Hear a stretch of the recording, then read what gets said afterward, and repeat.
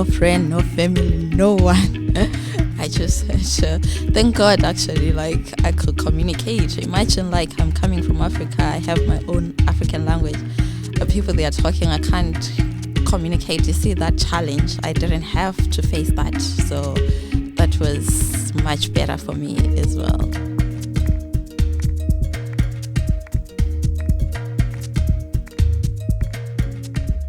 A few years back, I embarked on an unplanned journey to Ireland. The circumstance and the situation forced me to do so. I found myself surrounded with so many strangers. I had so much fear in me. One of the advantages I had was I could communicate and understand the language spoken, since Ireland is an English-speaking country, although they have Irish as their language as well. The people there seemed so nice, kind, and full of admiration, but the brokenness in me refused to let it sink in through my tough skin and my mind. I stayed a loner in my darkest shell.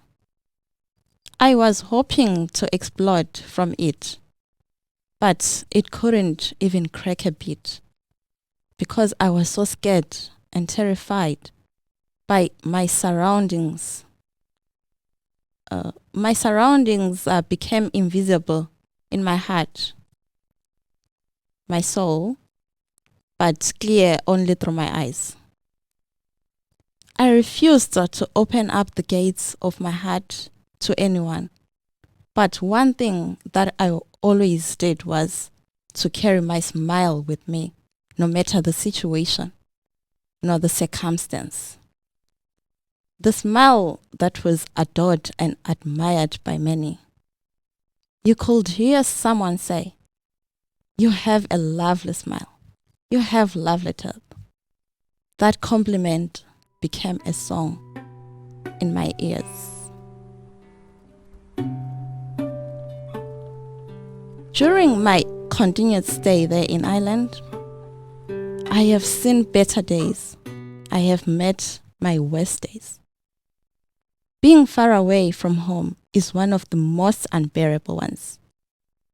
No matter how bright the days could seem, there is nothing that beats the feeling of being home. Not even the level street, calming music by the street, or colorful buildings and dim and soft welcoming lovely voices could make it feel any better. I have been so overwhelmed by fear and frustration in a foreign land. There are days when loneliness creeps even stronger in my heart. I felt so scared, especially on lonely, rainy, stormy nights. I longed for comfort from family, friends, someone to express myself to and feel secure. But as I am miles away from home, all alone, the ideal is to accept the situation in these darkest, hardest times and confront my fears in these moments of seclusion. Find comfort and purpose in my life and be strong on my own and never let emptiness continuously fill me up daily. These are the moments that I decided to delve deep within my thoughts to seek solace, confront my fears, and find my passion, my dreams, the person that I aspire to be. The moments of self-introspection in my darkest, lonely times have served as a catalyst for a deeper understanding of myself and the world. I have managed to shield myself from the cacophony of the world in my secluded space. Beat loneliness in a foreign land where it feels like I don't belong because of the hardships of settling in and hardships of change. The hardships of settling in have made me the person that I am today, a wiser and strong, a person with purpose and vision. My isolation moments didn't only appear to me as heartbreaking, but as well as a blessing in disguise for self-discovery. acceptance and knowing that change is not just to be endured, but to be cherished, accepted, and appreciated. I am happy to say that the place I called foreign land has now become my home of comfort, and I have found closure to open up the gates that I once completely shut.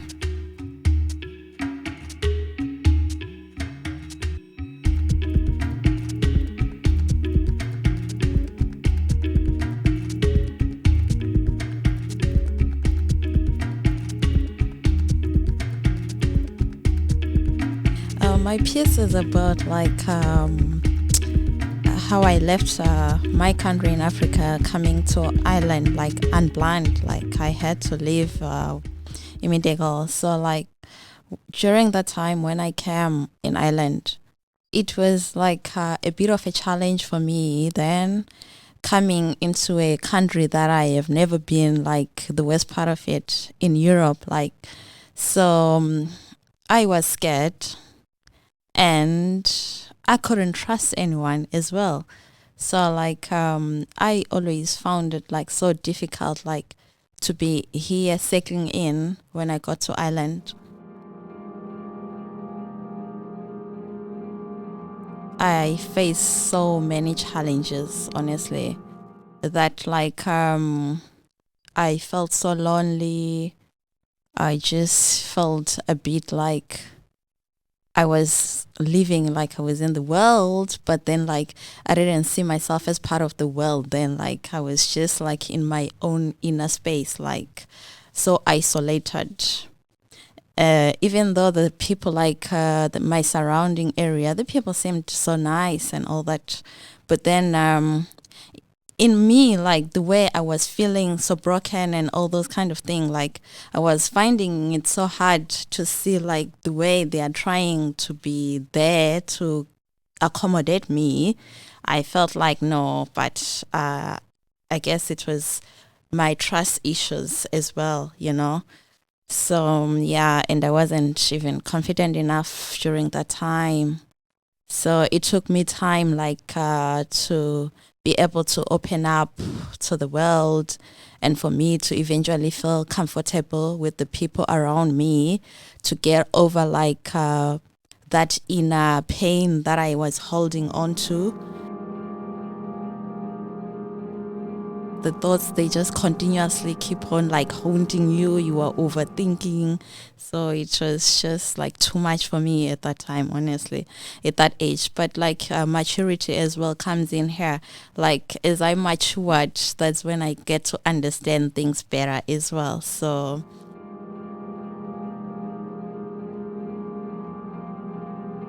eventually I had to deal with myself, my inner self first. After that, it made it easier for me to be able to deal with the individuals outside of the world, making it easier for me to understand that, okay, this person is really nice. It's just trying to be there for me, to make me feel comfortable. There's no harm in allowing those kind of persons to come into my life, despite what you have been through. It doesn't mean that if you been through so much, people, they are so harmful to you, I didn't have to see it the way I saw it, but I'm glad now I'm in a good space that I'm so happy being with people around me. I'm free to talk. I'm no longer in that dark shell that I was feeling lonely living in. So it's basically that.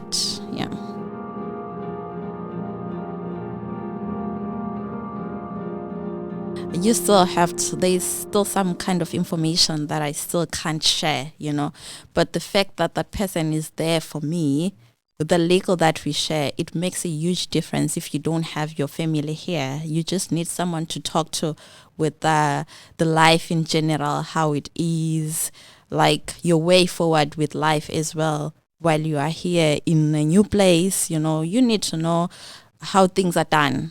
So if I don't let people in, how will I know where I'm supposed to go? What am I supposed to do?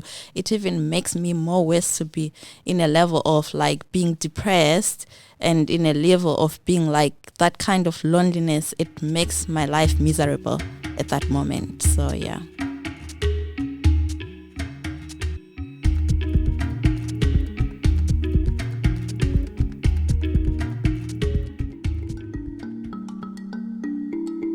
The Soundseekers Audio Festival 2024 is funded by the Arts Council of Ireland, the Centre for the Integration of Research, Teaching and Learning at University College Cork, and the National Forum for the Enhancement of Teaching and Learning in Higher Education.